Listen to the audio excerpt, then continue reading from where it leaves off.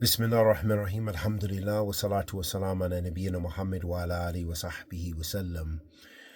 Amma ba'd, habati fillah, assalamu alaikum wa rahmatullahi wa barakatuh. A question was asked, Salam Khalid, and thanks for sharing. May I ask you, what time is the night prayer?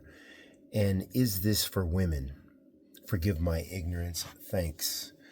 So first and foremost, may Allah subhanahu wa ta'ala bless us and bless you and forgive you and guide us and guide you. And this question is a very relevant question because Allah subhanahu wa ta'ala says, في كتاب الكريم فَاسْأَلُوا أَهْلَ الذِّكْرِ إِن كُنتُمْ لَا تَعْلَمُونَ. Ask the people of knowledge if you don't know.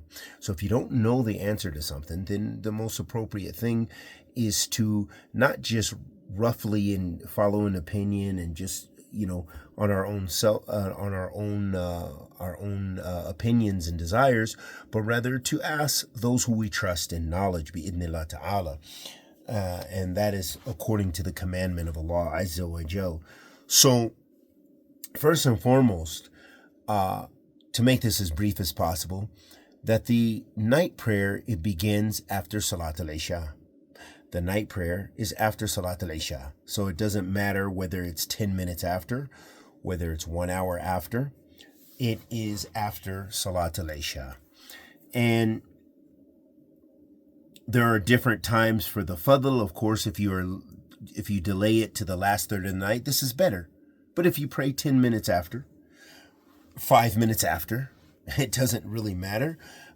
This is the waqt is between the night prayer. This time is between Isha, Salat al-Isha, to Fajr time.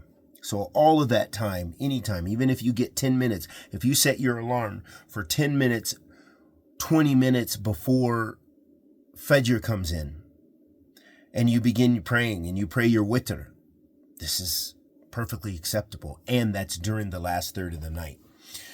So the second point that you mentioned, the second question, if you will, has to do with whether women should pray it or not. And of course, they should pray it. If they can pray it in their home, that's fine. If they want to pray it in the masjid, that's fine too, as long as there's no fitna. So basically, the condition is as long as there's no fitna. It's meaning that it's not a known place, because it's well known that some places that we have in the West, especially if school's out and everything else, that some of the youth will hang out and they use this opportunity to mix and check out the boys will check out the girls will check out the boys. The girls will serve iftar, so that way they can get a good meal with the eye. And unfortunately, we already know that there are many cases of fitna, and there are many fitna venues. However, as long as there's not the person, the woman, the sister, that she is going to the masjid to worship Allah subhanahu wa ta'ala and avoid that fitna, and she's not going to be a fitna for others. She's not wearing perfume. She's not doing anything muharram, doing things to attract the men. She's going to worship Allah subhanahu wa ta'ala. There's no problem. There's immense ajr in that. And the Prophet alayhi salatu wasalam, the mu'minat, they did this as well. They prayed tarawih, and they would go out and pray in the masjid. And the Prophet alayhi salatu wasalam said,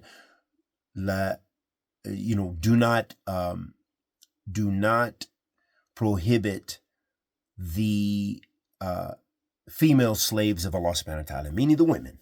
Do not prohibit them from the masjid. And so that's why the scholars mention in regards to that hadith that as long as there is no fitna, meaning there's no